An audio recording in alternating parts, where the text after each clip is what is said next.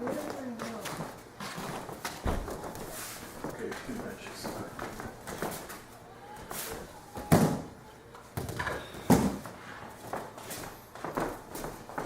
Okay. All right. What I'm going to talk about a little bit is what's known as right hand guarding block.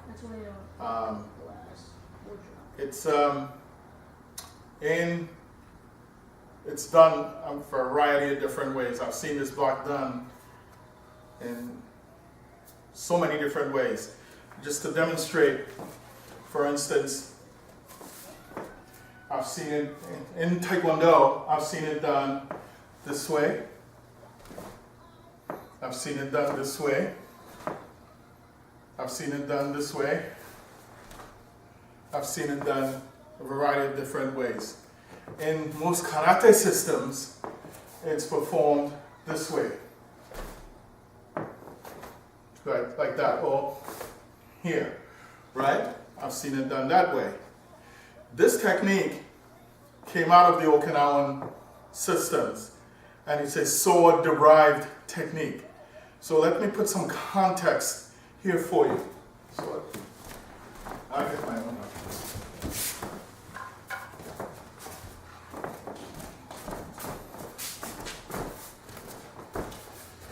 Okay, now this is against a sword thrust.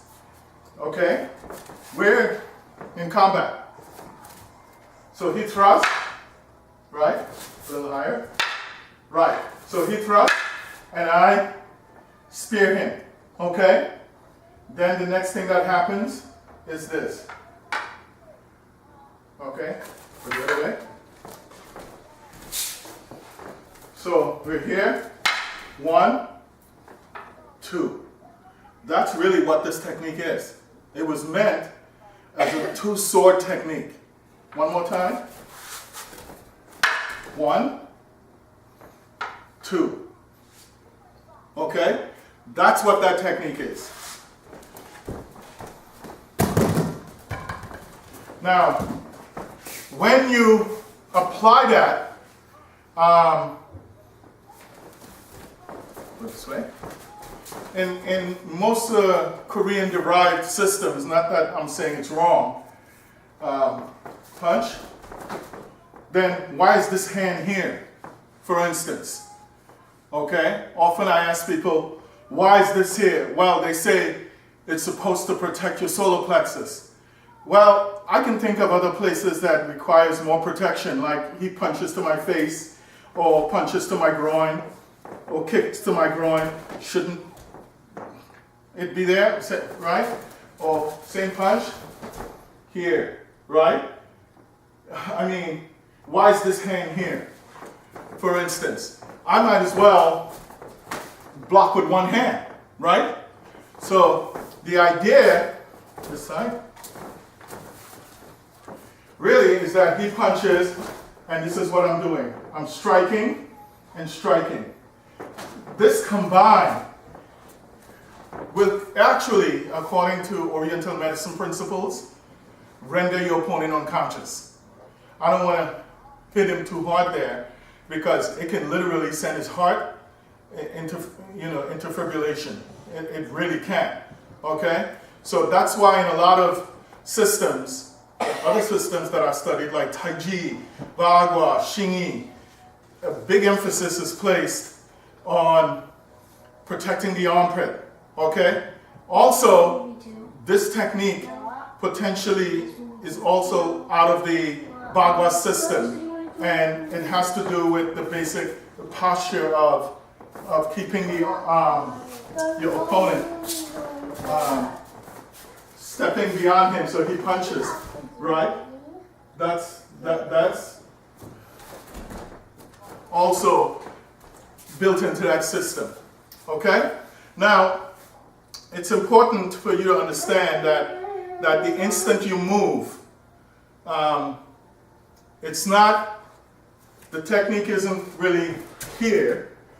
The technique is really here. So I'm striking, that at the same time, and I'm pulling and striking here, right? So technically, that's where he ends up, okay?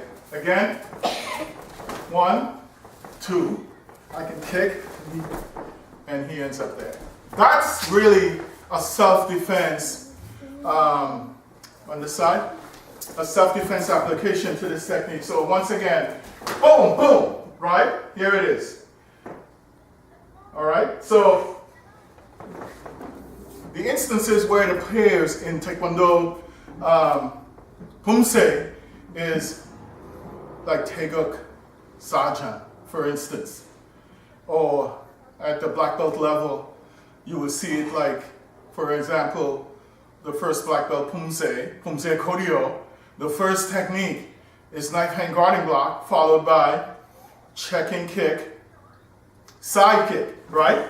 So he moves 1, 2, right? So here I am. The next movement after that is side kick. Now, it's unless I turn my body this way and kick, or let him go and kick, that really doesn't come together well. There's just something in the transition that's missing. Okay? You see how close in this is. It's not like it's here where I can go right and kick. Okay? The next thing that follows, let's say in Taeguk Sajang, is a spare hand.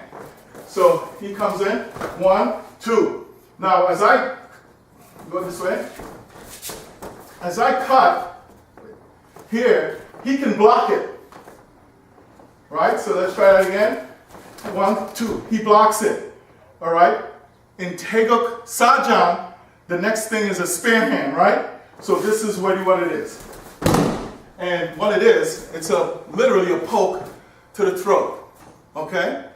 Which is a very devastating acupuncture point. It can cut off your breathing just by doing that, okay? That's really what this is for. It's not a spare hand to the stomach or to the xiphoid process or solar plexus. Most people will survive that and won't even blink at it, okay? They will survive it, all right? Now, knife hand guarding block, again, 1, 2. Okay? Now, he blocks it, and I do that. Remember, that's what it was. The next move after that is boom, boom, right? It's that. And that's in Poomsae Koryo. Again, 1, 2, right? 3, 4, 5, right? That's in Poomsae Koryo. So you see, it's compounded and compounded and compounded. So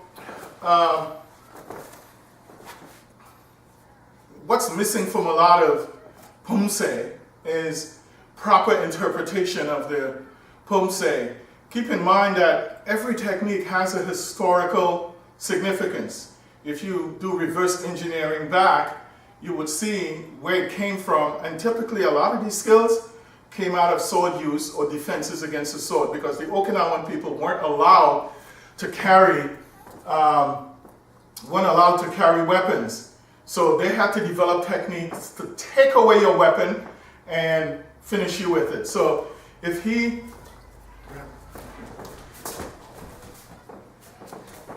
I have no weapon and he thrusts at me, right, again, right, this is what this is. And it's the same thing. Okay? So if you look at what's happening here, it's taking away his weapon. Or if he cuts down at my right, like that. So as I go like this, I take away his weapon and cut. Okay, so this can get very sophisticated, okay? But I just wanted to take a minute and just offer a different perspective on the more practical use of this technique, okay? Thank you.